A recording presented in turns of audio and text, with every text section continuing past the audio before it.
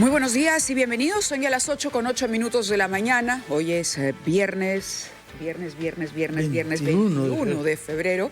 Y llegamos al final de una nueva semana. Esto es Ampliación de Noticias. Fernando Carballo y Mávila Huertas con ustedes en las próximas 2 horas.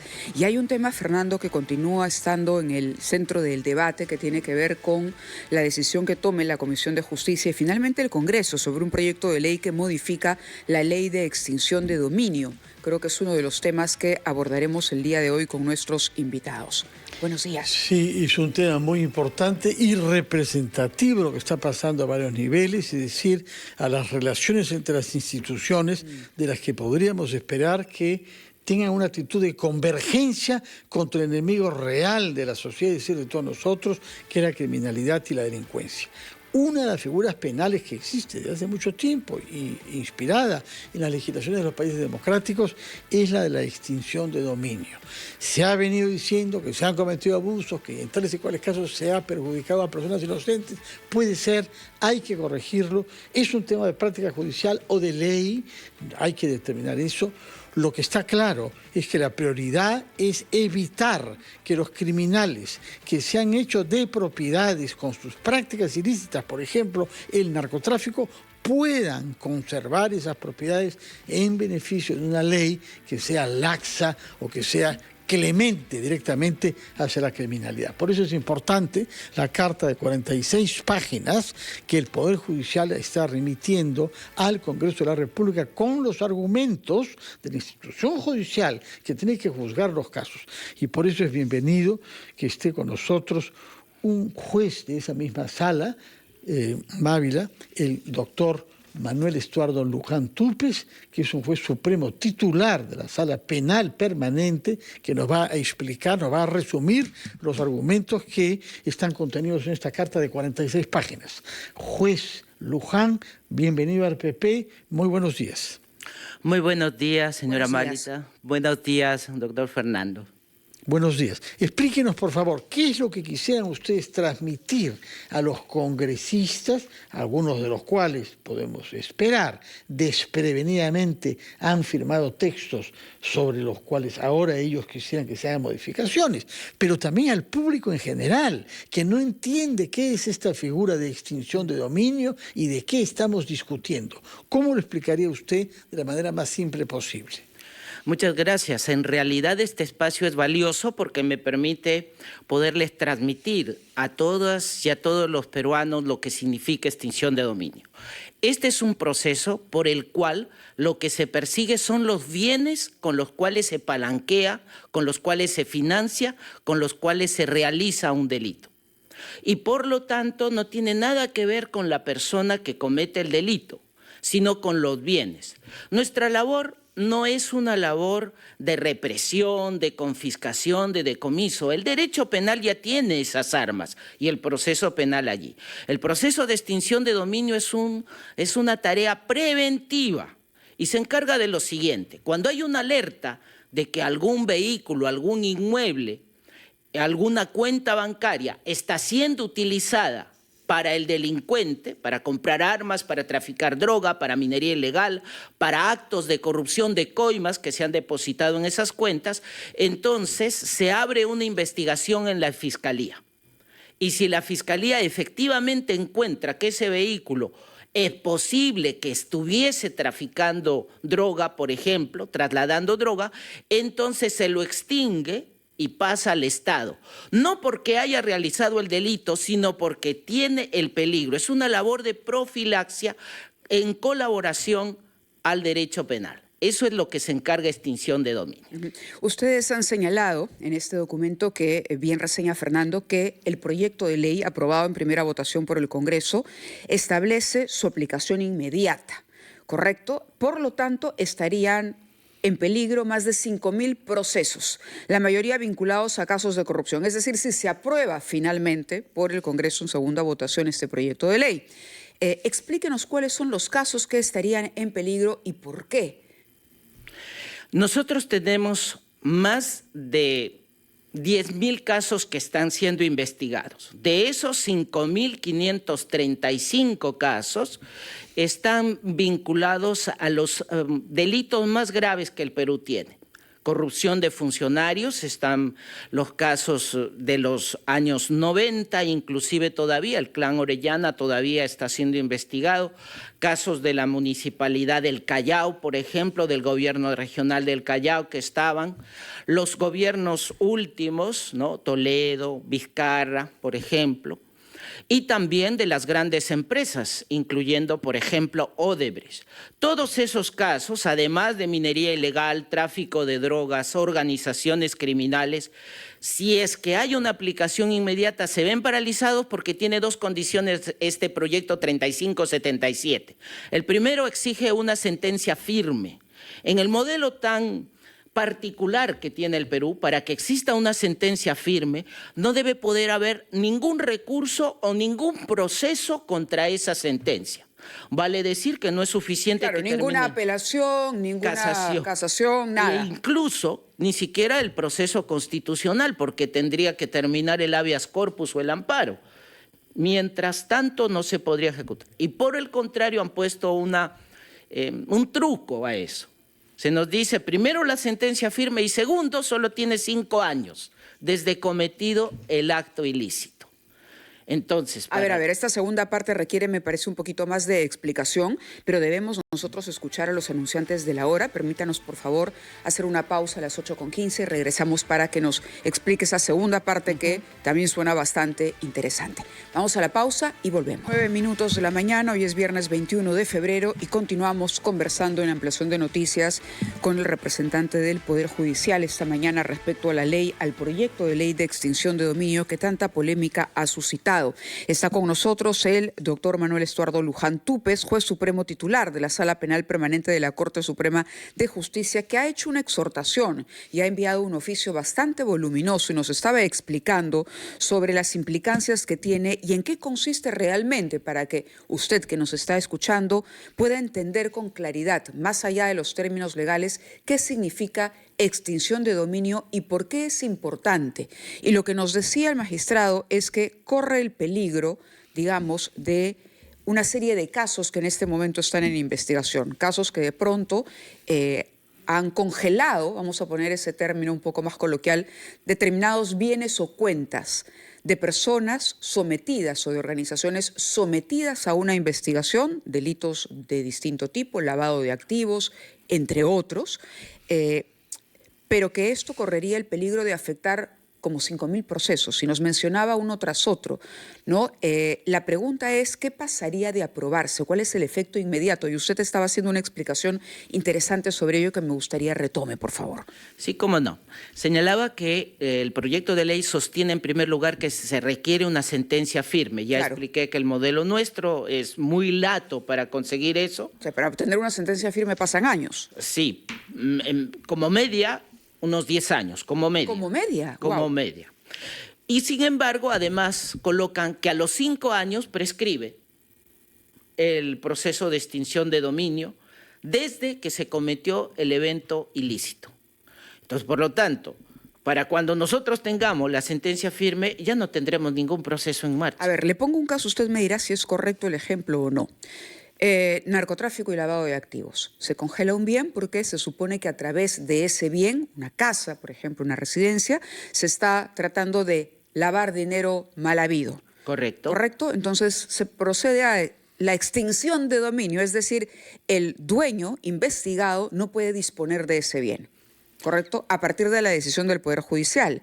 Pero lo que el proyecto propondría es que sería que se empezaría a contar el calendario, la fecha, desde la comisión del delito. Así es. Es decir, antes de iniciar incluso la investigación. Así es. Por lo tanto, si la investigación dura 6 años, antes de que termine el juicio, el bien regresaría a esta persona, aun cuando al final de ese proceso ella sea condenada. Por supuesto. Eso es lo que es el truco y por eso el proyecto es impráctico, es inviable y no tiene sentido. Y lo peor es que va en contra de los intereses de todos los ciudadanos y ciudadanas de este país. Y yo no termino de entender. Salvo de aquellos que tienen procesos en marcha y que corren el riesgo de perder sus dominios y que contratan a buenos abogados que disertan con mucha retórica sobre eso, ¿no? O sea, no es todo el océano. O sea, efectivamente, y si me permite, me gustaría ese punto desarrollarlo muy brevemente. Fíjense ustedes, si una persona roba un vehículo o compra un inmueble, para seguir el ejemplo de la señora Mávila, o compra un inmueble con dinero del narcotráfico y el Estado se lo quita, ¿se le está vulnerando alguna propiedad? ¿A qué propiedad tendría el ladrón que roba un vehículo? Ninguna, porque no es suyo. Ahora, ¿qué pasa? Porque ahí vale la repregunta, con esa situación en la que el que compra no tiene idea de la comisión del delito que ha originado, digamos, la propiedad. Qué interesante pregunta, vea usted, eso se llama buena fe. Y esa es una salvaguarda que la ley tiene desde el artículo 2 del título preliminar. Aquel que de buena fe ha comprado un inmueble o lo alquila o da su carro que es utilizado en lo ilícito y se logra acreditar la buena fe, no lo pierde, se queda con ello. Yo no sé en qué parte se lee eso como abuso. Claro, porque quien habría adquirido el bien y luego transferido obtuvo algo precisamente por la venta de este bien. Lo que se congelaría es el dinero obtenido por la transacción, en cualquier caso. O el bien mismo. O el bien mismo. O el bien mismo, efectivamente. Magistrado Luján, además del documento que ustedes han hecho llegar al Congreso, hay por lo menos 2 gestiones que se están llevando a cabo sobre las que yo quisiera que usted nos diga una palabra. La primera tiene que ver con el Defensor del Pueblo, que ha presentado un recurso de inconstitucionalidad. Quisiera que nos explique con qué argumento el señor José Gutiérrez sostiene que la ley, que debe todavía ser aprobada en segunda votación, es inconstitucional. Digo, entre paréntesis, que se le ha reprochado presentar este recurso ante el TC, pese a que una persona vinculada a su familia, creo que una hermana, se vería beneficiada por esta ley. Él ha contestado que ni siquiera sabía que su hermana estaba en esa situación, lo cual puede ser, ¿no? Por una parte, el Defensor del Pueblo, y por la otra, la Gafilat, que es el Grupo de Acción Financiera, que ha sido creado a partir del Grupo de los 8, que es un grupo vinculado a la OCDE y que están observándolo con mucha claridad, porque ya han habido algunas observaciones respecto de la precariedad de nuestro sistema judicial. O sea, contéstenos por favor sobre el Tribunal Constitucional y la gestión hecha por el Defensor del Pueblo y sobre el Grupo Gafilat. Correcto. Entre los argumentos que la Defensoría del Pueblo en su demanda ha establecido, uno es el principal, que con esta ley de extinción de dominio como está, se vulnera la presunción de inocencia, porque se le quita los bienes a una persona que todavía no ha sido declarada delincuente. Lo que tiene que entenderse es lo siguiente. Primero, tenemos 2 maneras de perseguir el delito. O perseguimos a la persona que comete el delito, o estrangulamos el dinero con el cual comete el delito. Los dineros o los bienes con los que se comete el delito no son ni inocentes ni culpables, son bienes. Si estos están dentro de la ley, ¿qué es lo que ordena además la Constitución? Artículo 70. Toda propiedad se ejerce dentro de la ley y en armonía con el bien común. Toda. Significa que si uno alquila tiene que hacer eso, si uno compra tiene que hacer eso, etc.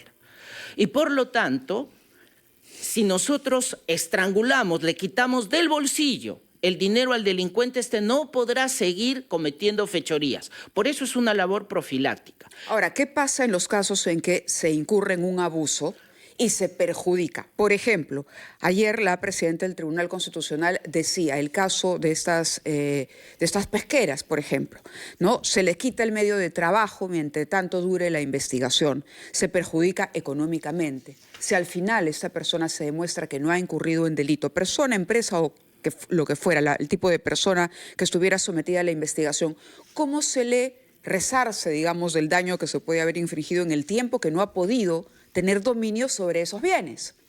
La ley establece 3 salvaguardas al respecto. La primera, que se le restituye el valor del bien.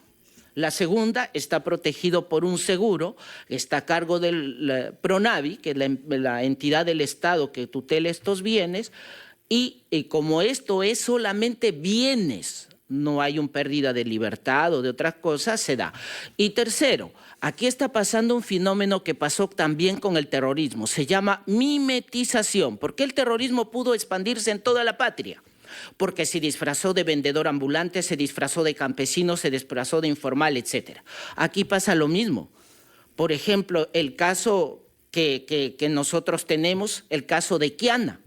Es una embarcación pesquera en el Santa que se le ha inhibido, se le ha paralizado las actividades. ¿Pero por qué?